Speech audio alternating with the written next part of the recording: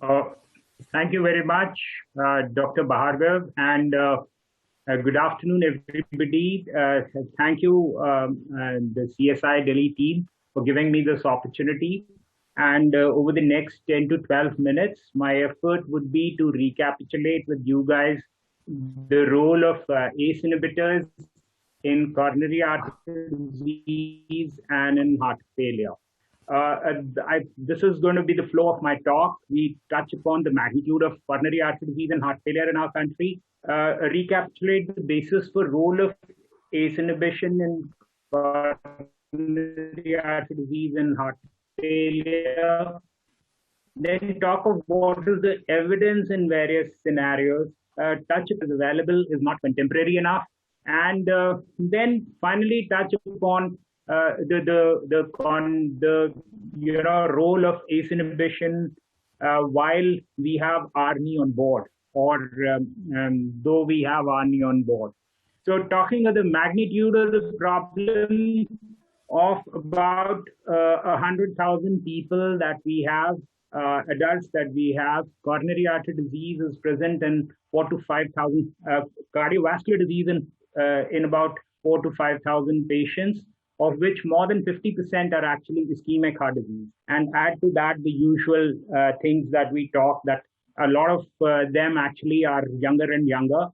So we've got a huge burden at hand. Heart failure, again, 15 to 20 million cases across the country, rising incidence because of aging population, occurrence of coronary artery disease and hypertension and diabetes, besides the old problems of rheumatic heart disease, etc. Now, the basis for role is quite understandable. We are very well aware that whenever myocardial ischemia occurs, two systems, RAS activation and sympathetic nervous system activation takes place. I'm not going to go into the details of this, but by and large, these are two systems which are importantly responsible for coronary artery disease, as well as the pathophysiology of, they're important in pathophysiology of heart failure. ACE inhibitors, by their role in reducing the arterial blood pressure, by increasing vascular bradykinin, and also by effects on LDL oxidation, etc., decrease the chances of coronary artery disease. They tend to stabilize the plaques with the help of working on metalloproteinases, and therefore they lead to stabilization of plaques. A lot of effects, cardioprotective, vascular protective, antiplatelet effects, and also some fibrinolytic effects. And ACE inhibitors are good to go across the spectrum of cardiovascular disease. And as we see here, starting right from risk factors right up to the end stage heart disease, we have evidence in favor of ACE inhibitors in almost all the categories. Primary prevention and stable coronary artery disease, the landmark trial was the HOPE trial.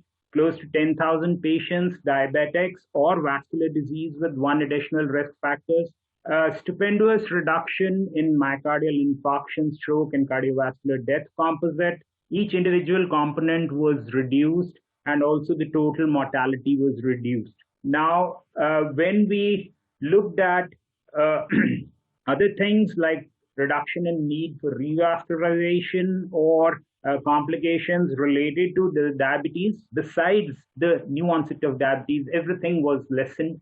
When we looked at the population wherein there was microalbuminuria, these benefits were even more. But we need to understand that there was a lot of criticism in last couple of years that these data actually are based on trials from yesteryears.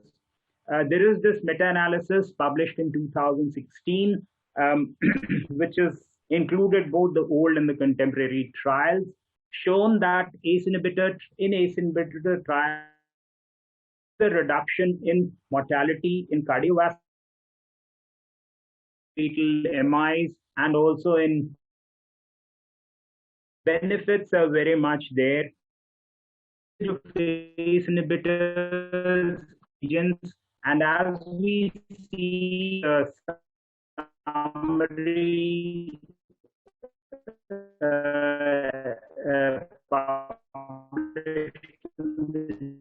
JAK in 2017.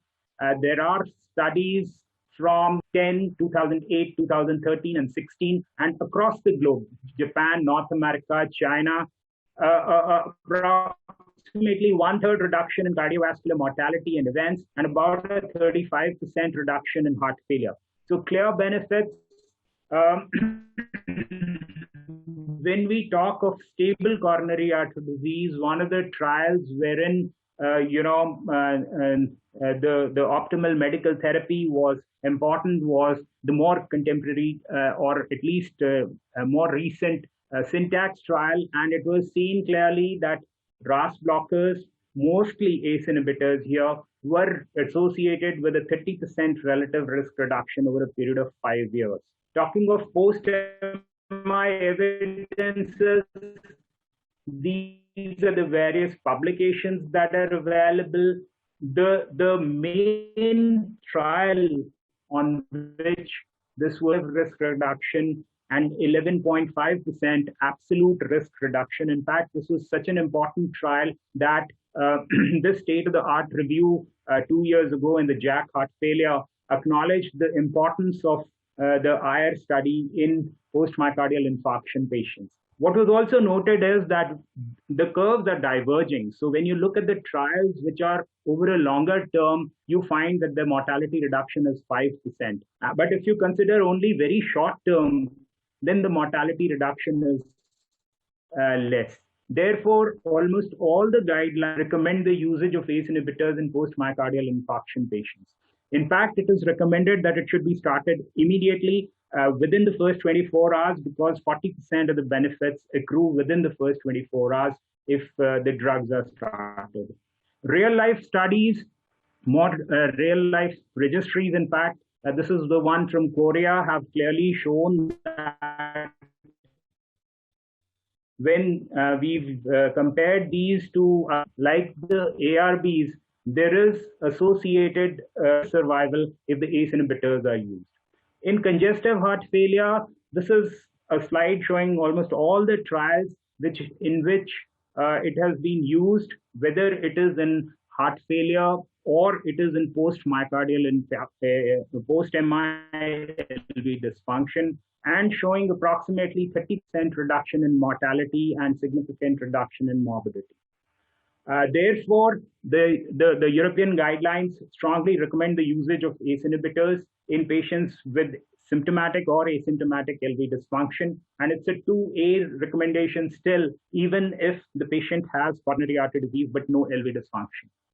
Again, the American guidelines, they continue to place ACE inhibitors on equal footing with ARBs and ARNI as far as the usage in patients with heart failure is concerned. More contemporarily, there's a lot of talk about heart failure with distraction, and we know we don't have a presentation phenotypes, and as we can see here, ACE inhibitors are useful if there is disease or arterial hypertension. So are there any, we are all aware that now we have 4 pillars.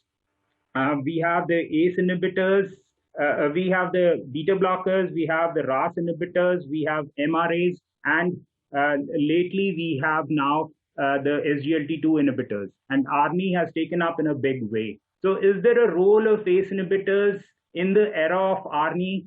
Well, yes. I was talking to Dr. John McMurray just before the lockdown started, and the ARNI uptake has been only about 10%. In fact, in one of the meetings, we said cost is the issue. He said, Dr. Mikhail Kosobrod said that the cost is not an issue, because even in economies where it has been made free from the government side, the uptake is only 10 to 15%. So there is, whether you call it inertia or you call it whatever, the percolating down of the evidence, the uptake of ARNI is still less, and ACE inhibitors are still very much there. Immediate post-MI LV dysfunction is one area where the ACE inhibitors are still the only choice available. We are awaiting the results of Paradise MI, And as of 1 month ago, the status was that it is an active trial, but not recruiting the patients anymore.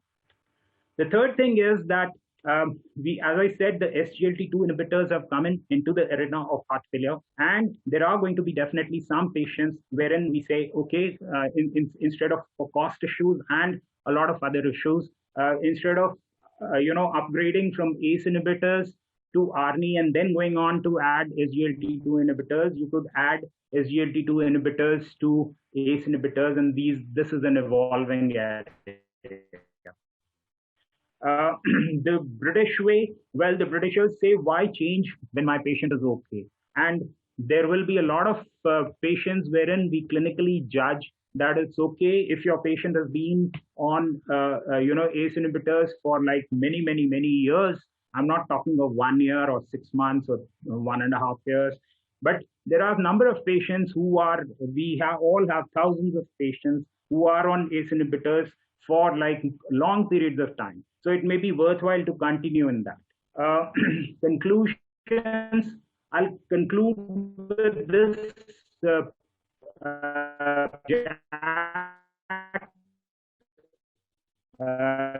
Last year, which clearly shows that there are a number of trials, both in useful, and whether you talk of atherosclerotic coronary artery disease, ACE inhibitors are across the board in the entire spectrum, and in heart failure with reduced ejection fraction also, they are an important thing to reckon with.